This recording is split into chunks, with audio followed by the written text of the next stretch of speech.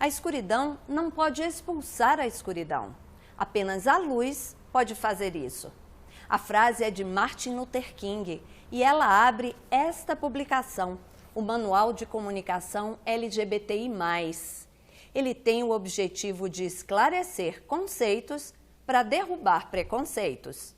É um primeiro passo para que a gente consiga atingir o ambiente corporativo, para que a gente consiga atingir a população em geral. O mundo vai ser politicamente correto porque as pessoas estão demandando o direito de serem chamadas como elas querem. Senta e chora porque nós não voltaremos para o armário. É muito comum ouvir comentários sobre a quantidade de siglas e a variedade de nuances em assuntos LGBT. Para facilitar a vida de jornalistas, foi lançado o Manual de Comunicação LGBTI+. Ele traz a terminologia atualizada sobre a população gay, lésbica, bissexual, travesti, transexual e intersexual. O mais abrange outras orientações sexuais. A ideia é combater discriminação e violência com informação. O manual foi lançado na Comissão de Direitos Humanos do Senado.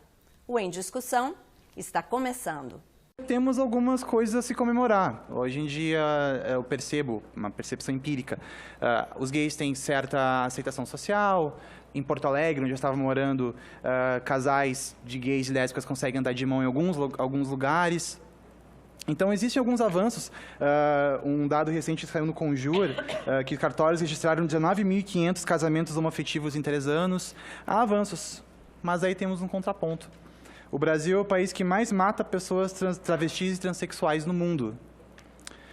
De acordo com o mapa dos assassinatos de travestis e transexuais elaborado pela ANTRA, a Associação Nacional dos Travestis e Transsexuais, em 2017, 179 pessoas travestis e transexuais foram mortas no Brasil, que dá cerca de uma pessoa morta a cada 48 horas no Brasil, dessa população que já é pequena. 94% são do gênero feminino, um crescimento de 30% em relação a 2016. De acordo com estimativas não oficiais, a população trans e travesti, eles têm estimativa de vida de 35 anos, ao contraste de 75 anos da população cisgênero. Esses crimes, se eles não ocorreram por uma motivação transfóbica direta, eles ocorreram porque a população trans ela é submetida a um processo de desumanização. Não são aceitos pela família, eles não têm acesso à educação formal e, em consequência, não têm acesso a emprego. Então, de acordo com a ANTRA, cerca de 90% das pessoas trans e travestis recorrem à prostituição e acabam, por conta disso, sendo expostas à violência, que é um dado bastante alarmante.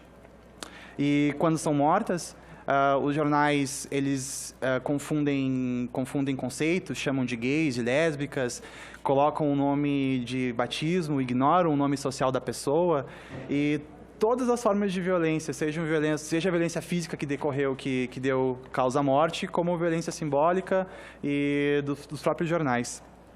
E é um dado também bastante sabido que o suicídio entre pessoas LGBT é muito maior do que entre pessoas não integrantes desse grupo. E a violência estrutural e sistemática do Estado, de não proporcionar efetiva segurança a essas pessoas. O manual vem a dar uma resposta, ou tenta dar uma resposta à dramática situação que o companheiro descreve na sua fala. O documento surge do esforço de uma equipe que foi liderado pelo Tony Reis, e acompanhado por uma equipe de muitas pessoas no Brasil e fora dele. É um esforço legitimamente internacional para ajudar a avançar a causa.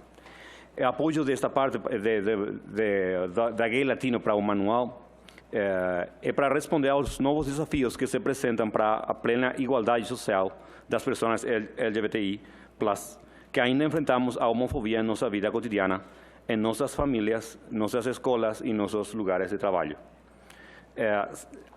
A ideia detrás do manual é atacar a linguagem que genera ou perpetua situações de discriminação. Para nós, a discriminação e o preconceito, que são a base da homofobia, surgem das ideias que são transmitidas pela linguagem e perpetuadas pela linguagem, pelas imagens, pela mídia.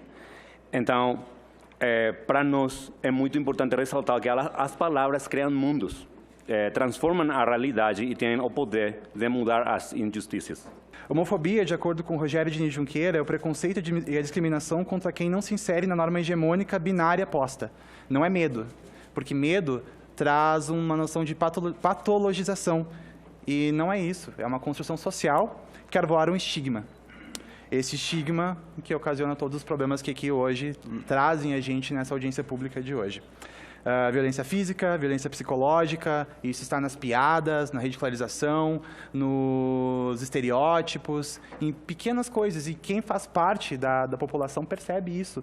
Quem é hétero não percebe, mas quem faz parte da população percebe isso no dia a dia, aquela piadinha do fulaninho do futebol. É um manual que inicia-se agora na comunicação, mas é um primeiro passo para que a gente consiga atingir o ambiente corporativo, para que a gente consiga atingir a população em geral com uma linguagem um pouco mais tranquila e simples, para que quando as pessoas ouçam gênero não pensem que isso é uma excrescência.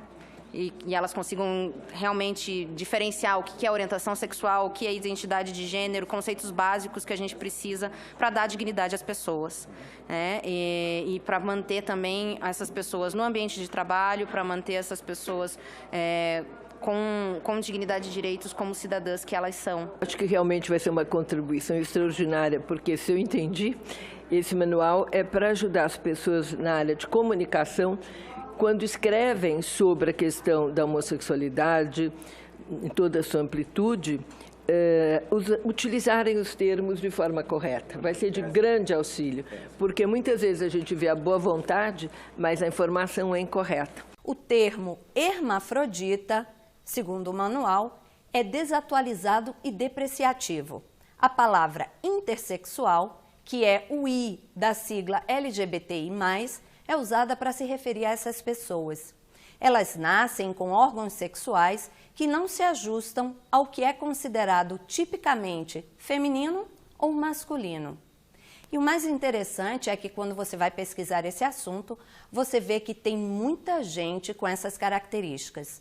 De acordo com a ONU, 1,7% dos bebês nascem assim. Se considerarmos que há cerca de 140 milhões de nascidos vivos no mundo, esse percentual representa 2.380.000 bebês. Confusos, os pais às vezes optam por cirurgias, mas a orientação é esperar a fase adulta para a própria pessoa decidir. Hi, I'm Hannah and I was born intersex. Intersex isn't that rare. For almost 2% of the population, it's similar to the population that is born with red hair. Still, most people don't know it exists. From unconsented, unnecessary and irreversible surgeries that cause way more harm than do good. Intersex people should be able to make their own choices about their bodies. Bye! O homossexualismo é uma palavra do passado, de acordo com o Manual de Comunicação LGBTI+. Isso porque o sufixo ismo significa, entre outras coisas, doença. A palavra mais adequada é homossexualidade, que tem mais a ver com o modo de ser e sentir. Desde os anos 1990, a Organização Mundial da Saúde retirou a homossexualidade do rol de doenças, mas só agora, em 2018, junho, é que a transexualidade deixou de ser considerada um transtorno mental. A aceitação dos homens gays, agora a gente pensando um pouco melhor, ela está restrita a homens gays brancos, homens gays que não saem dos estándares de masculinidade, aos homens gays que têm uma certa posição social, que têm uma certa educação. E eu pergunto, quem de nós aqui conhece bom, talvez o pessoal aqui que seja da militância, mas quem não é da militância que conhece alguma pessoa trans e que convive no mercado, no ambiente de trabalho com a pessoa trans? Quase ninguém. Os termos, eles têm peso sim, a comunicação tem peso sim. A primeira coisa que a gente recebe na vida é um nome. E é um nome que para as pessoas trans aquilo não é identificável. São nomes, são palavras. As palavras têm significado e têm peso, sim. E para quem quer dizer que, olha, isso é politicamente correto e colocar isso para o lado, o mundo vai ser politicamente correto porque as pessoas estão demandando o direito de serem chamadas como elas querem. E isso é muito importante. E para a gente, esse manual de comunicação vai ser muito importante em comunicação, para o jornalismo, mas também para outras áreas, para a área de saúde, para que os médicos não excluam seus pacientes. Muitas vezes, com a boa intenção de tratá-los, estão excluindo. Nós estamos excluindo pessoas de um sistema de saúde, nós estamos excluindo as pessoas da democracia. O essencial para mim foi esse trabalho que vocês fizeram de consulta pública, de o que as pessoas querem para elas mesmas. Não tem nada mais forte do que isso. Você colocar a pessoa no centro e ela decide o que ela quer. E isso é a expressão máxima da democracia. Sou advogado lá no Banco Itaú e coordeno o grupo de diversidade LGBT no jurídico e na ouvidoria da instituição. Sou gay, hoje eu falo abertamente na instituição que eu sou gay, isso é muito bem recebido hoje lá. E a ideia é aqui contar um pouquinho do que a gente tem feito lá no banco e as perguntas devem causar até um pouco de estranheza o que o Itaú está fazendo nessa mesa aqui, mas acho que é uma percepção cada vez maior que as empresas têm se preocupado com diversidade. Por que isso? Porque isso não só melhora a imagem das empresas, mas empresas diversas elas têm mais capacidade de atrair talentos, de reter esses talentos, são mais inovadoras, elas têm uma capacidade de produção muito melhor, então isso traz resultado de fato para as empresas. Então não é só uma questão de melhoria de imagem, mas uma questão de resultado mesmo. E por isso o Itaú, com uma empresa de 90 mil funcionários e 40 milhões de clientes, presença em todo o Brasil, precisa ter a diversidade em seu DNA. Em junho do ano passado, a gente assumiu um compromisso público com a nossa carta de compromisso com a diversidade, em que a gente basicamente se compromete a estimular um ambiente mais respeitoso e saudável para todas as pessoas que trabalham conosco, desenvolver nas nossas lideranças pessoas mais sensíveis e engajadas com esse compromisso pela diversidade e garantir uma meritocracia através de ações que promovam a igualdade de oportunidades para todo mundo dentro da instituição. Pode se espantar, mas nós estamos agora com 52 empresas que nós estamos firmando o apoio das grandes empresas para a nossa causa. A causa LGBTI não é só uma causa dos movimentos sociais, tem que envolver o setor privado. 2 mensagens enviadas por internautas pelo portal E-Cidadania do Senado foram lidas e respondidas durante a audiência pública. Elas refletem dúvidas comuns a muitos brasileiros. Osias Ribeiro, do Rio de Janeiro, tudo bem, mas que tal ter o Dia Nacional dos Héteros? Estão dando muitos direitos a um e outros ficam marginalizados. O Marcelo Almeida, de Minas, toda violência contra a pessoa está prevista em um capítulo especial do Código Penal. O direito do heterossexual é igual ao do homossexual, todos somos pessoas. Esse discurso homofóbico trata os gays como se não fossem gente. Não é bem assim. No Código Penal, todas as emendas que eu fiz que são relacionadas à homossexualidade não foram inseridas. E o Código Penal está parado exatamente porque as emendas não eram só minhas, mas tínhamos emendas de mais uns 5 ou 6 senadores nos mesmos quesitos. Então, o Código Penal está parado sem ter sido votado até agora, porque as emendas, pelo jeito, são muito polêmicas para esse momento da casa. Eu acho que a gente precisa ter algumas respostas também e conversar com essas pessoas que insistem em dizer ou insistem ou não entendem realmente o que acontece aqui hoje.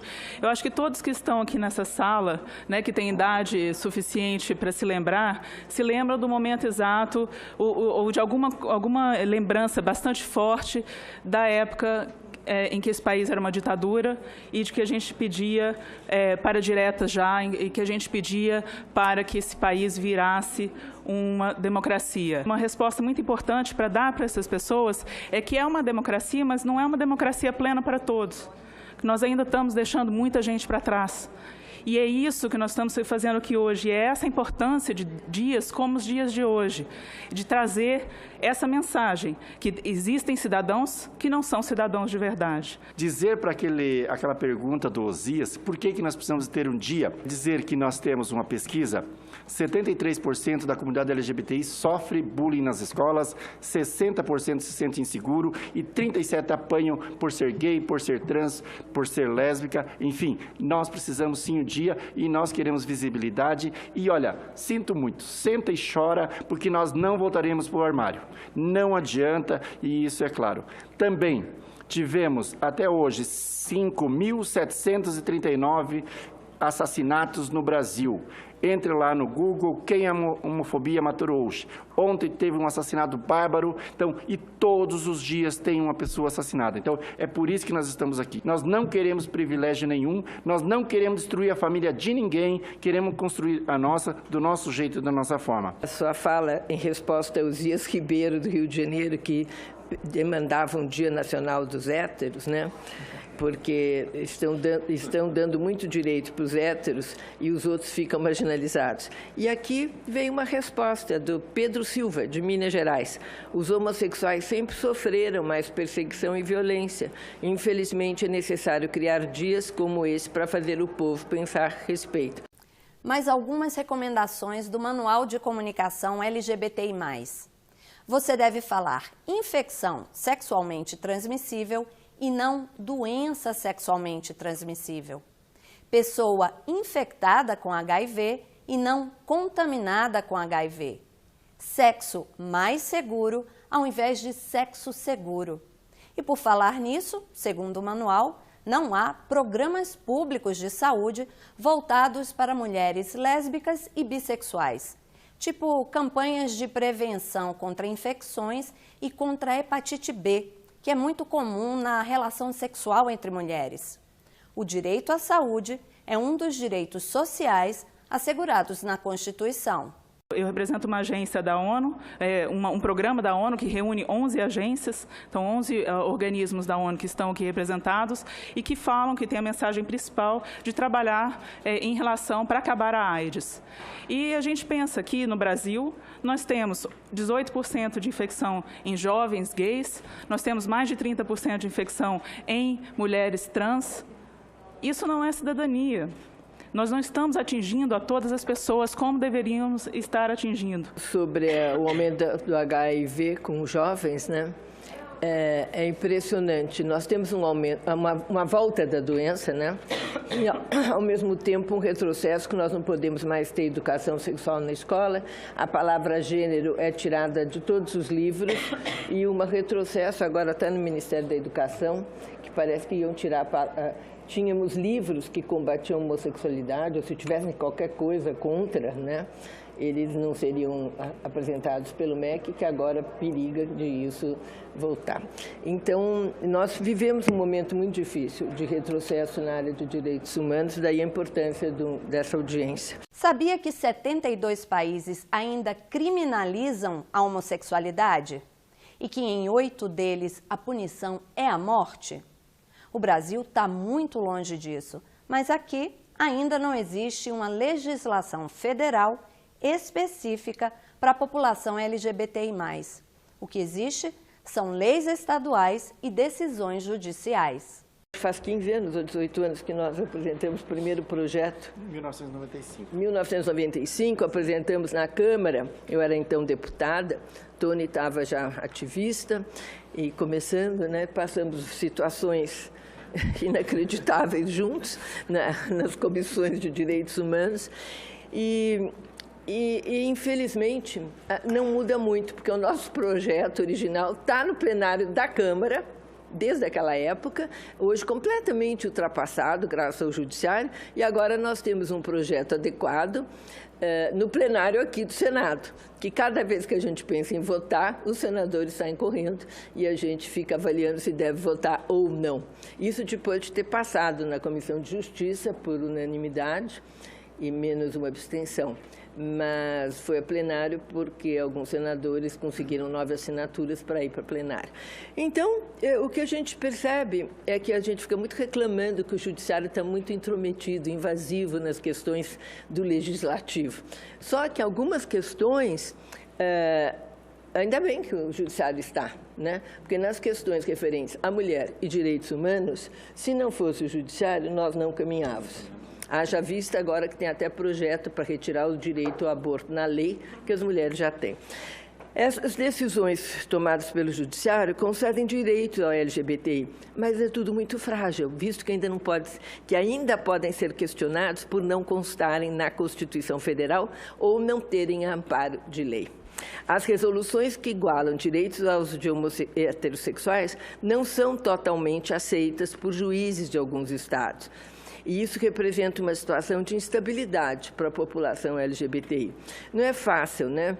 Eu acho que nós temos tido assim, muita paciência, além da conta, resiliência, persistência. Não vamos desistir, porque é um passo para frente, 2 para trás, isso já vem há algum tempo, mas há progressos, como a gente citou. Desde antes, inclusive, do primeiro projeto de lei que a senadora apresenta em 1995, desde o processo da Constituinte, que nós, na época, Movimento Homossexual Brasileiro, nos organizamos e tentamos pautar nessa casa os nossos direitos. E por mais importante e necessária que tenha sido a Constituição Federal de 88, conhecida como Carta Magna, a Constituição Cidadã, ela ainda não é uma Constituição cidadã, como bem lembrou a Georgiana, porque ela não dá direito a todos. Então, ela ainda não passa de uma carta de direitos para um grupo de pessoas e nega direitos para outro grupo de pessoas. Enquanto a gente não encarar que essa é uma realidade da nossa Constituição Federal, a gente talvez não vai fazer com que essa casa, que debate leis, que planeja e apresenta projetos de leis para melhorar as condições de cidadania da população brasileira, entenda que ainda nos deva e muito em direitos e cidadania.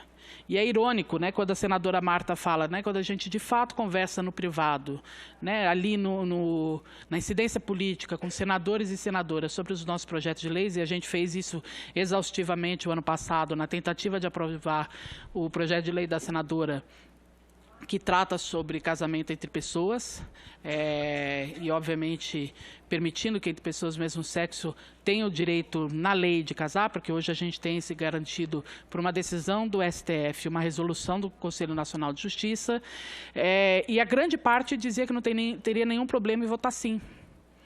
E a pergunta que fica a nós aqui na audiência pública e, consequentemente, a quem está assistindo, o porquê que não votam, então, se a grande maioria, e é uma maioria muito grande, não é pouca, e por que não votam? Por que cidadania ainda é objeto de disputa política nesse país? Porque não deveria ser todas as outras coisas, menos cidadania. Menos direitos, seja para quem for, para quilombolas, para pessoas negras, para as indígenas, para LGBTs, para as mulheres. Nós não precisamos de defensores de A a J, nós precisamos de defensores de direitos humanos de A a Z. Ou inclui todas as letrinhas, ou não se diga defensor de direitos humanos, porque essa mentira já não nos cola mais. Pensei na questão aqui do Senado, como ela é complexa, Conversando privadamente com os senadores e senadoras, vocês não vão encontrar oposição, a não ser de uma meia dúzia, 10 talvez. Agora é uma ideia falsa, que ainda se retém, que os eleitores são contra. Eu acho que alguns certamente serão contra, dependendo de algumas posições, principalmente religiosas, Mas a maioria dos eleitores desses senadores, que têm medo de votar, não é contra, é que eles não se dão ao trabalho de levantar o tema, porque não é um tema de importância para eles se posicionar e pode causar algum reboliço. Agora, seria muito interessante que os eleitores desses senadores, nós temos aqui 81 senadores, se posicionassem. Eu estou aproveitando esse momento, porque a gente está na televisão, e que perguntar para o seu senador qual é a posição dele e você, como eleitor ou eleitora, como é que você gostaria que ele votasse, por exemplo, frente ao casamento homossexual, que já está aprovado desde 2011, mas precisa virar lei. É algo muito engraçado nós falarmos em direitos de liberdade e igualdade, quando o ambiente privado nos acolhe, mas o ambiente público ainda não. A luta LGBT começou há muitas décadas.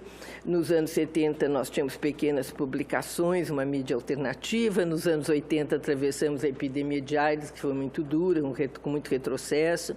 Isso se tornou mais visível, abriu espaço para as conquistas que eu mencionava no Judiciário a partir dos anos 90.